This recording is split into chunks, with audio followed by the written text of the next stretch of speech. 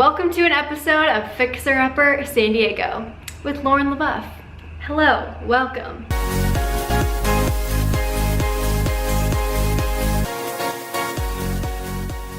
Hey guys, and welcome back to my channel. My name is Lauren, and if you're new, thanks for clicking on this video. Today is going to be a different video than I have done before on my channel, but I am here in Josh and I's soon-to-be kitchen and home, and we'll be moving in like 3 weeks. Officially, we're starting to move a lot more things in now, and we will be living there once we're married in like 3 weeks. And all of that. So I just wanted to hop on here and do this video because I've seen a few YouTube videos on it already. That's how I found out about it.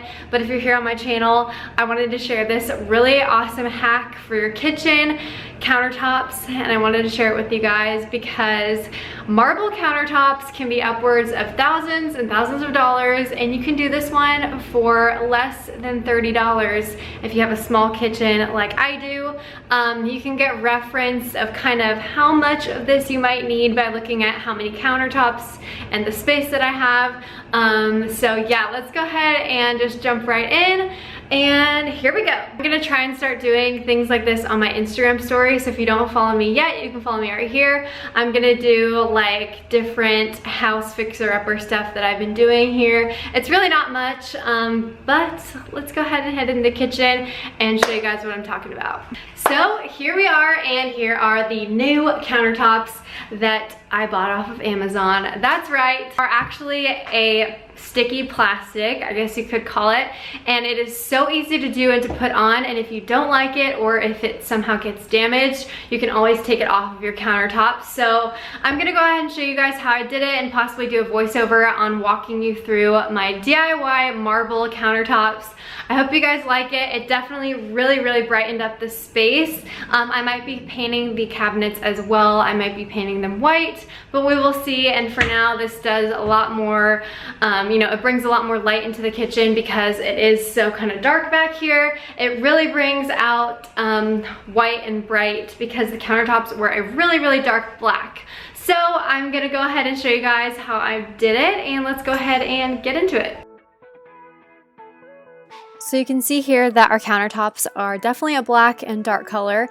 So I really wanted to brighten it up with this sticky marble adhesive for your countertops. So all you do is kind of start measuring it, and there's sometimes tape on it, but you start measuring it to where you want to cut.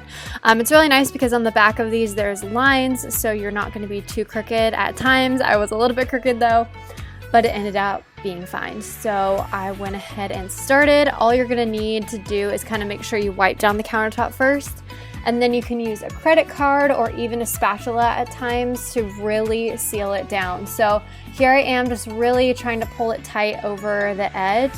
And then it took me a little bit to really pull it tight again because it definitely is a thick, really sticky material that you're working with.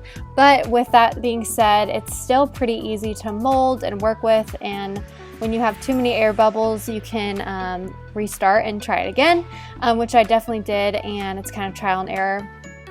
But once you get the hang of it, it definitely becomes easy. So this Target, of course Target, gift card was really helpful. You just want to go slow and be patient.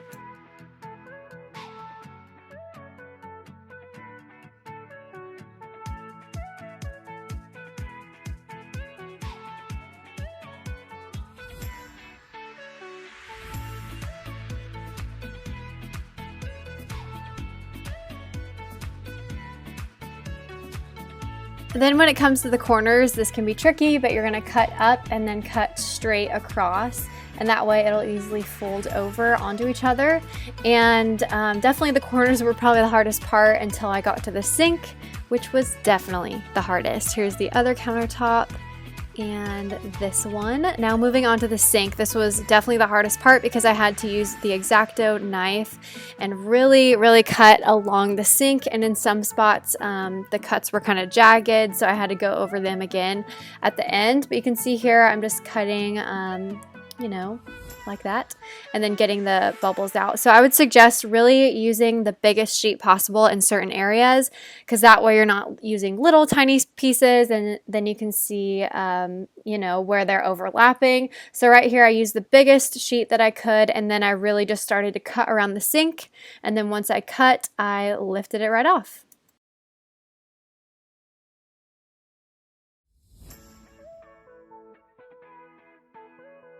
And then so right here where you can see where I'm cutting in the corner, that is definitely another hard part, because I had to cut where the countertop kind of meets each other in that corner. I'm not sure if you can see what I'm talking about right now, but here's a better visual of that corner that I'm talking about, and you just gotta work with it. If there's spots that are patchy, you'll just cut a really small piece and stick it on. Since this is a marble, you know, and not just a solid one color, you can kind of get away with overlapping things. So here I am using a really big piece once again, and just using, you know, cutting around the sink like usual.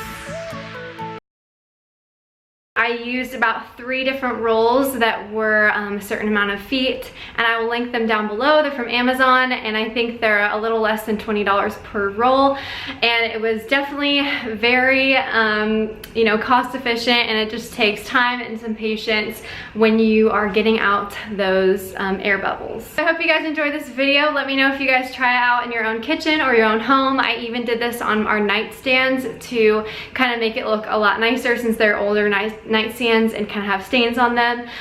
So I hope you guys enjoyed this. Let me know if you did by giving it a thumbs up, and I'll talk to you guys in my next video. Bye! You can take it all, I feel good to you. I always feel good to you. You take my love for granted, I just don't